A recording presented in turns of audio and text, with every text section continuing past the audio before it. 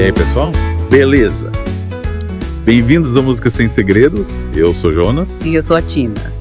E nesse mergulho musical de hoje a gente vai se aventurar por uma breve história da música. Do Roy Ben. Isso. E já vou avisando, hein, esse livro faz parte da coleção Cadernos de Música da Universidade de Cambridge.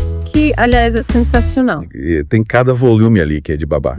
Tipo, aprendendo a compor. Como ler uma partitura. Nossa, tem até elementos básicos da música, forma e textura na música e instrumentos da orquestra. É muita coisa legal para quem quer realmente se aprofundar no mundo da música, né? Demais. E já que você tá aqui com a gente desvendando os segredos da música, por que não compartilhar essa paixão? Isso. Compartilhe esse episódio com os amigos, marca a gente nas redes sociais. Bora espalhar a música por aí. Então vamos lá. Uma breve história da música nos leva a uma viagem pela história dos estilos musicais. E logo de cara, o livro nos joga uma pergunta. O que define um estilo musical? Pois é, né? A gente fala de rock, jazz, clássico. Mas o que de fato separa um do outro? E o livro explica que estilo musical é como uma receita, uma mistura especial de ingredientes. E esses ingredientes são melodia, harmonia, ritmo, timbre, forma e textura. Acho que a melodia é mais fácil de entender, né? Aquela parte da música que gruda na cabeça. A musiquinha que a gente canta junto. Exatamente. Tipo quando você não consegue tirar o refrão de uma música da cabeça, sabe? É a alma da música. Mas para dar mais emoção à melodia, entra a harmonia, que são os acordes que acompanham. A harmonia veste a melodia, dando uma cor especial. Isso. Acho que por isso algumas músicas nos arrepiam, né? Total. A harmonia cria uma atmosfera, uma sensação. Com certeza. E para dar vida à música, entra o ritmo, a pulsação, a batida que faz a gente se mexer. Essa é fácil, é só sentir o que te faz querer dançar. Mas e o timbre? O que seria? O timbre é o que diferencia o som de um instrumento ou voz de outro, é como a cor do som, sabe? Tipo, o som de um violino é diferente de uma flauta, mesmo tocando a mesma nota. Exato. É a personalidade sonora de cada instrumento. E aí temos a forma, que é como a música é organizada, a estrutura. Tipo a arquitetura da música. Isso. Pense numa música com introdução, verso, refrão, ponte. Essa é a forma. E pra finalizar, a textura. Essa é a cereja do bolo musical, né? A textura é como as diferentes camadas sonoras se combinam. É como se a gente tecesse a música com fios sonoros. Pode ser uma melodia com acordes, várias melodias juntas ou uma melodia sozinha. Então, dependendo da combinação desses elementos, a gente tem estilos musicais totalmente diferentes. Exatamente. E aí que a história da música entra em cena. O livro organiza essa história em períodos, cada um com a sua assinatura sonora. Tipo capítulos de um livro gigante. Isso. O livro apresenta 6 grandes períodos da música ocidental. Quais? Medieval, Renascença, Barroco, Clássico, Romântico do século XIX e Música do século XX. Nossa, uma viagem no tempo musical, hein? Mas antes de embarcar, como o livro aborda a história? Ele não fica só na teoria. Ele te convida a praticar. Ele tem exercícios para desenvolver sua escuta musical e um quadro sinóptico, que mostra visualmente a evolução dos estilos. Parece que o livro é um mapa completo para quem quer explorar o mundo da música. E com o mapa na mão, vamos começar nossa expedição pela música medieval. Segura aí, uma viagem a um mundo sem internet, sem eletricidade, sem carros. A música medieval, que vai até mais ou menos 1450, era muito ligada à religião e aos costumes da época. Bem diferente da nossa realidade. Caramba, parece que vão voltar séculos no tempo. Que tipo de música rolava nesse período? Imagina um canto solene, sem instrumentos, entoado por vozes em um monastério.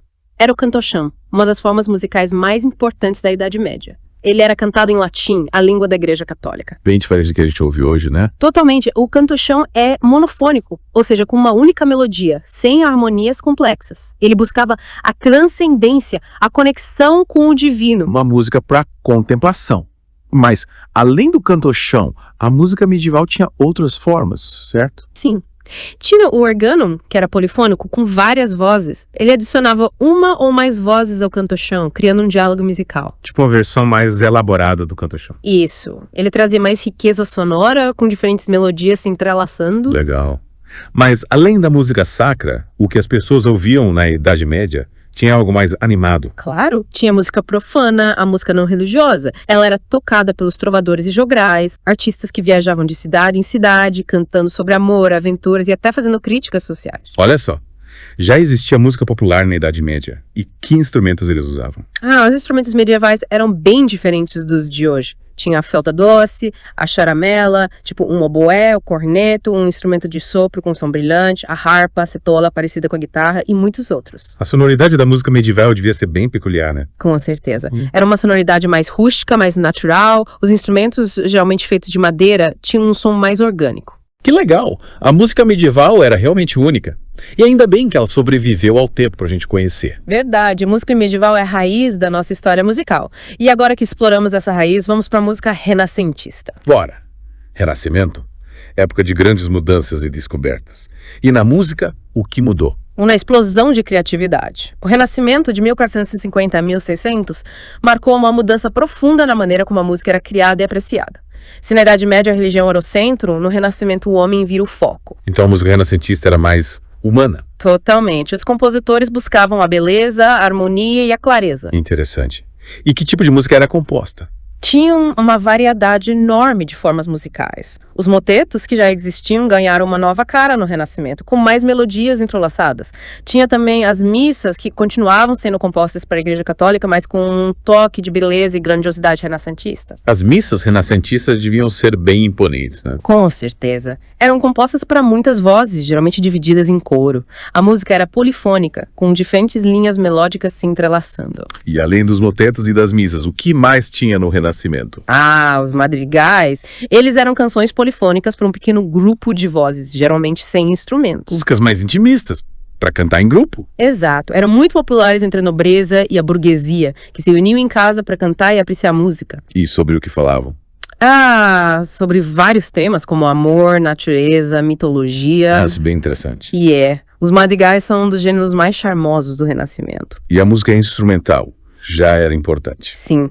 Ela começou a se desenvolver com peças para alaúde, viola da gamba e outros. Já tinha música só para instrumentos sem canto. Sim.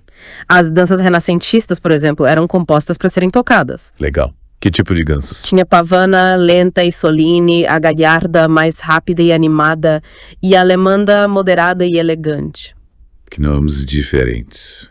As danças renascentistas tinham nomes e ritmos próprios, refletindo a cultura da época. Nossa, o Renascimento foi um período de muita riqueza musical. Com certeza. Uma época de transição em que a música se libertou das amarras da Idade Média e se abriu para novas possibilidades. Que bom. A música renascentista deixou obras-primas que continuam a nos encantar. Mas agora vamos pro Barroco. Segura firme. O Barroco, de 1600 a 1750, foi um período de contrastes. A música era um palco onde luz e sombra, alegria e tristeza, simplicidade e extravagância se encontravam. Nossa, a música barroca era bem dramática, hein? Totalmente. Ela refletia o espírito de uma época marcada por grandes conflitos e transformações. E o que a gente encontra no Barroco? O que diferencia a música barroca da renascentista? As melodias barrocas eram cheias de ornamentos, como se fossem decoradas com joias musicais. Os compositores queriam criar melodias que expressassem emoções de forma intensa e dramática. A música barroca não era para qualquer um. Com certeza, ela era poderosa e exigia muita habilidade dos músicos. E a orquestra? Mudou no Barroco. Sim, a orquestra barroca cresceu e ficou mais variada, com novos instrumentos, como o oboé, o fagote e a trompa. Então a orquestra barroca era maior e mais poderosa. Exatamente. E essa variedade de instrumentos permitia texturas sonoras mais ricas e complexas. E que tipo de música era composta para essa orquestra? No Barroco surgiram novas formas musicais, como a ópera, o concerto e a sonata. Falando em ópera, acho que todo mundo já ouviu falar, né? Aquele espetáculo grandioso com canto, figurino, cenário. Isso mesmo. A ópera nasceu na Itália no final do século XVI, mas se desenvolveu no Barroco. E como era a estrutura de uma ópera barroca? Imagine uma história contada através da música, com momentos de grande emoção, intrigas, amores. Ela era dividida em atos, e cada ato tinha vários momentos musicais, como áreas, duetos, coros, recitativos. Peraí, recitativos. O que são? Os recitativos eram tipo diálogos cantados, que serviam para narrar a história. Eles eram mais simples que as áreas, que eram momentos musicais mais elaborados, com melodias mais complexas, onde os cantores mostravam todo o seu talento. Então a ópera barroca era uma mistura de drama, música e canto. Com certeza. E além da ópera, tivemos o concerto, que destacava um instrumento solista, como o violino ou o cravo, dialogando com a orquestra. Era como se o instrumento solista estivesse conversando com a orquestra. Exatamente. um jogo de perguntas e respostas musicais, onde o solista mostrava todo o seu virtuosismo. E a sonata, o que a diferencia da ópera e do concerto? A sonata era instrumental, geralmente para um ou dois instrumentos solistas, como o violino e o cravo. Ela era mais intimista que a ópera e o concerto, com estrutura mais livre. Era como uma conversa musical entre dois amigos. Perfeito, uma conversa musical cheia de emoção e beleza. E que compositores se destacaram nesse período? No barroco tivemos Vivaldi, Bach, Handel, Purcell, cada um com seu estilo criou obras-primas. Que período de ouro para a música? Com certeza, um período de grande criatividade que nos deixou um legado musical inestimável. Mas, agora, vamos para o período clássico. Prepare-se para a era da elegância e da emoção. O período clássico, de 1750 a 1810, é marcado pela busca pela beleza, clareza e equilíbrio. É como se a música respirasse a harmonia. Então a música clássica é como uma obra de arte perfeitamente esculpida. Exatamente. Os compositores buscavam criar uma música que fosse ao mesmo tempo bela e acessível. Que agradasse a razão e a emoção. Isso. E essa busca por beleza e equilíbrio se mostrava nas melodias, que eram simples e elegantes, sem os ornamentos do barroco. As harmonias eram claras e bem definidas, e as formas musicais equilibradas, com seções bem delimitadas. Então a música clássica era mais clean, mais objetiva que a música barroca. Podemos dizer que sim. Enquanto a música barroca era rica em contrastes, a música clássica buscava a simplicidade e a clareza. E que tipo de música era composta no período clássico? No período clássico, temos o auge da sonata, da sinfonia e do concerto. Esses gêneros já existiam, mas amadureceram no período clássico. Então já estamos em terreno conhecido. Sonata, sinfonia, concerto. Nomes que a gente ouve bastante. Com certeza. Essas formas musicais são a base da música clássica e continuam sendo apreciadas até hoje. E o que podemos esperar de uma sonata clássica? A sonata clássica era uma composição instrumental, geralmente para um ou dois instrumentos solistas, como o piano ou o violino. Ela era dividida em 3 ou 4 movimentos, cada um com um caráter e estrutura próprios. E a sinfonia, o que a diferencia da sonata? A sinfonia clássica era uma composição para orquestra, geralmente com 4 movimentos. Ela era mais grandiosa que a sonata, com mais instrumentos e uma estrutura mais complexa. Entendi. E o concerto? O concerto clássico era uma composição para um instrumento solista e orquestra, geralmente em 3 movimentos. Ele permitia ao solista mostrar seu virtuosismo dialogando com a orquestra. Parece que a música clássica era bem rica em formas e estilos. Com certeza. E não podemos esquecer dos grandes compositores do período clássico. Haydn, Mozart e Beethoven. Esses são os tops da música clássica. Exatamente. Cada um, com seu estilo, contribuiu para o desenvolvimento da música clássica, criando obras-primas. Nossa, essa viagem pela história da música tá incrível.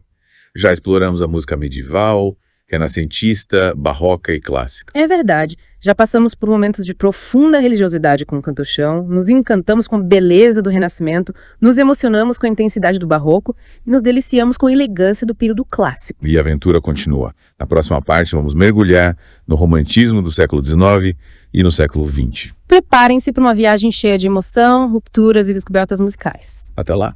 E voltamos para a nossa viagem pela história da música. Na primeira parte, a gente explorou a música medieval, renascentista, barroca e clássica. Passamos por vários períodos, cada um com seu estilo, e agora vamos mergulhar no romantismo do século XIX. Se prepare para muita emoção. É isso aí, uma explosão de sentimentos.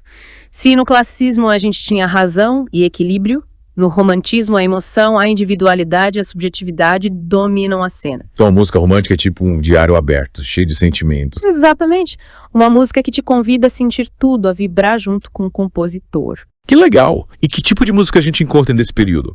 Quais as marcas do romantismo da música? Prepare-se para melodias intensas e expressivas, harmonias ricas e complexas, ritmos que te levam para uma montanha russa de emoções, Nossa, e orquestras cada vez maiores, mais poderosas. parece que os compositores românticos não tinham medo de se expressar.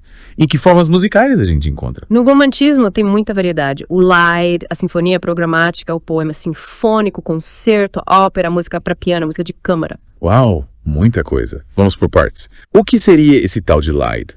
O lied é como um encontro mágico entre poesia e música. É uma canção para voz solo e piano, geralmente baseada num poema. Um abraço musical entre palavra e melodia. Isso. Os compositores românticos viam no lied a chance de dar voz aos sentimentos dos poemas. É legal. E que compositores se aventuraram nesse gênero? Tivemos gigantes. Schubert, Schumann, Brahms, Wolf. Transformaram poemas em obras-primas musicais. Imagino que ouvir um lied Seja como assistir a um filme sem imagens, só com música e poesia. Exato. É uma experiência que te leva para dentro da história, te faz sentir cada palavra, cada nota. E a sinfonia programática? Ela também é romântica. Qual a diferença para a sinfonia clássica? A sinfonia programática, como o nome já diz, conta uma história. Ela te leva para um mundo de fantasia e imaginação. Então, ao invés de só ouvir a música, a gente também assiste a uma história. Exato. É como se a música fosse a trilha sonora de um filme que rola na sua cabeça. Que incrível. Que compositores eram feras em criar essas trilhas? Tivemos Berlioz, Liszt, Richard Strauss, criaram sinfonias programáticas que te transportam para florestas, batalhas, viagens de arrepiar. Nossa, só de imaginar. E o poema sinfônico? Ele também conta história. Sim. O poema sinfônico também é uma obra orquestral que evoca imagens e ideias, mas ele é mais curto que a sinfonia programática. Então, é como um curta-metragem musical. Isso. Uma experiência mais concentrada, mas igualmente poderosa. E nesse gênero, quem se destacou? Liszt, Smetana, Dvořáček, o próprio Richard Strauss. Criaram obras que te prendem do começo ao fim. Legal. E o concerto ele continuou sendo importante no romantismo. Sim, mas no romantismo ele ficou ainda mais grandioso, mais virtuoso, mais emocionante. Era como um duelo musical entre o solista e a orquestra, cheio de adrenalina. Imagino que os concertos românticos deviam ser incríveis. E que compositores a gente pode destacar? No concerto romântico tivemos Chopin, Mendelssohn, Brahms, Tchaikovsky, Rachmaninoff. Sério. Cada um transformou o concerto num espetáculo inesquecível. E a ópera? Como ela se transformou? A ópera romântica virou um turbilhão de emoções, as histórias ficaram mais complexas, os personagens mais profundos, e a música te levava para dentro do drama. Uma experiência sensorial completa. E que compositores a gente pode destacar? Rossini, Donizetti, Bellini, Verdi, Puccini, Wagner criaram obras que até hoje nos emocionam. E a música para piano? O que rolou com ela no romantismo? O piano virou o xodó dos compositores. Ele conseguia expressar a delicadeza e a força ao mesmo tempo. Quais compositores exploraram o piano nesse período? Tivemos Chopin, o poeta do piano, Schumann, o mestre da fantasia, Liszt, o virtuoso, Brahms, o gênio da forma. E a música de câmara? Teve seu espaço no romantismo. Com certeza. A música de câmara, composta para um grupo pequeno de instrumentos, floresceu no romantismo. Imagine quartetos de cordas, sonatas para violino e piano. Música para ser apreciada num ambiente intimista, como se você estivesse na sala do compositor. Que é aconchegante, hein? E quais compositores a gente pode destacar? Tivemos Schubert, Schumann, Brahms, Dvořák. Criaram obras-primas que exploravam a música de câmara. Nossa, o romantismo foi um período incrível para a música. Sem dúvida, foi um período super criativo onde a emoção estava no auge. Mas, como tudo na vida, o romantismo teve seu fim. E a música seguiu seu curso. No próximo episódio, vamos mergulhar no século XX, um período de grandes mudanças na música. Prepare-se para uma aventura sonora. E aí, pessoal? De volta para a última parte da nossa imersão na história da música. Já exploramos a música medieval, renascentista, barroca, clássica romântica. Ufa, quanta música! É muita coisa. E prepare-se porque agora a gente chega no século XX. Um período cheio de reviravoltas, experimentações e novas sonoridades. Pelo que você já falou, o século XX foi uma época de grandes mudanças na música, né? Total. Os compositores queriam romper com as tradições e criar algo novo. Imagina um mundo em plena transformação. Guerras, tecnologia, mudanças sociais. A música não podia ficar parada. Ela precisava acompanhar tudo isso. Pelo que caminhos a música tomou? Quais as grandes novidades do século XX? Nossa, tantas! A gente tem o impressionismo, expressionismo, serialismo, o decafonismo, o neoclassicismo, a música eletrônica, a música concreta, o minimalismo. Nossa, quanta coisa. Parece que a música do século XX foi um laboratório de ideias. Mas vamos tentar entender cada uma dessas tendências. Começando pelo impressionismo, o que a gente pode esperar? Imagina uma pintura impressionista. Cores suaves, pinceladas soltas, uma atmosfera que te convida a contemplar. A música impressionista é assim, ela busca capturar a atmosfera do momento. Então, ao invés de contar uma história, ela te convida a sentir a atmosfera. Exato. É como se a música fosse um perfume te envolvendo com sua beleza. E que compositores a gente pode destacar? Debussy e Ravel, os grandes mestres. Eles exploraram a orquestra e o piano de um jeito novo. E o expressionismo? Como ele se diferencia do impressionismo? Se o impressionismo é uma brisa suave, o expressionismo é uma tempestade. Ele mergulha na alma humana, expressando angústia, dor, violência. Nossa. A música expressionista não queria agradar, ela queria chocar, incomodar, expressar as emoções mais extremas. Que intenso. E quais compositores a gente pode destacar? Schoenberg, Berg e Webern. Eles romperam com as regras tradicionais, explorando a tonalidade e o dodecafonismo. A tonalidade, do decafonismo. Que nomes complicados. Calma. A tonalidade é a ausência de um centro tonal. É como se a música não tivesse um ponto de referência. E o decafonismo usa as 12 notas da escala cromática de forma organizada, sem repetições, criando um som único. Entendi. A música expressionista era revolucionária, né? Rompida com tudo. Com certeza. E essa busca por novas sonoridades também aparece no neoclassicismo. E no classicismo?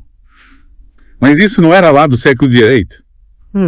Mas, no século XX, alguns compositores buscaram inspiração na música clássica.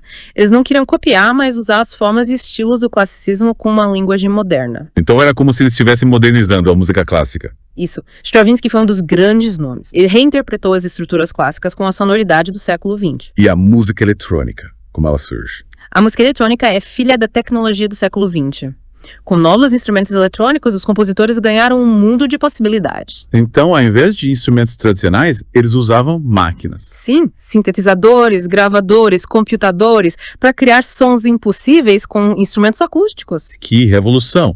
E quem se destacou? Stockhausen, Xenakis, Varese. Eles exploraram a eletrônica, criando paisagens sonoras futuristas. Incrível. E a música concreta? Qual a diferença para a eletrônica? A música concreta também usa sons gravados mais do mundo real.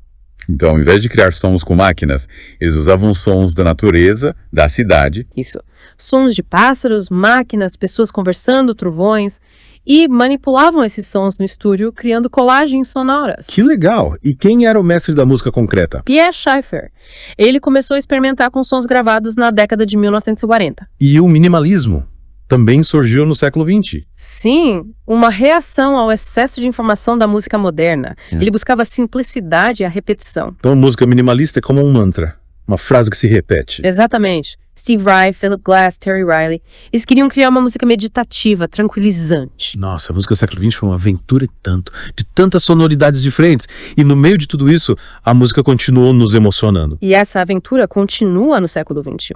A música contemporânea segue se transformando, incorporando novas tecnologias e influências do mundo. A música é um rio que nunca para de fluir. E nós somos privilegiados de poder navegar por esse rio, descobrindo novas sonoridades, novas emoções. E com essa bela imagem, chegamos ao fim da nossa imersão na história da música. Espero que vocês tenham curtido essa viagem sonora. E lembrem-se, a música é um presente, uma linguagem universal que nos conecta. Continuem ouvindo música de coração aberto.